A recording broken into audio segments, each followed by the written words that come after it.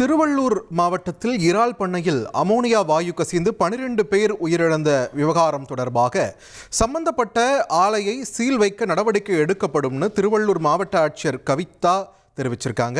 திருவள்ளூர் ஆட்சியர் அலுவலகத்தில் மதுவிலக்கு மற்றும் ஆயத்தீர்வைத்துறை மாவட்ட குழந்தைகள் பாதுகாப்பு அலகு இணைந்து சர்வதேச போதைப்பொருள் ஒழிப்பு மற்றும் சட்டவிரோத கடத்தலுக்கு எதிரான தினத்தையொட்டி விழிப்புணர்வு உறுதிமொழி ஏற்கப்பட்டது. அப்பொழுது இந்த விவகாரத்தை தெரிவிச்சிருக்காங்க கலெக்டர் கவிதா அவர்கள். அமோனியா வாயு கசிந்து உயிரிழந்த அனைவரும் பெண்கள் என்ற ஒரு தகவலும் தற்பொழுது தெரிவிக்கப்பட்டிருக்கிறது.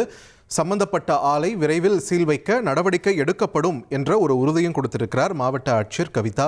இது தொடர்பான முக்கிய செய்தியை நாம் பார்த்து வருகிறோம். இனி செல்லும் இடமெல்லாம் செய்தி.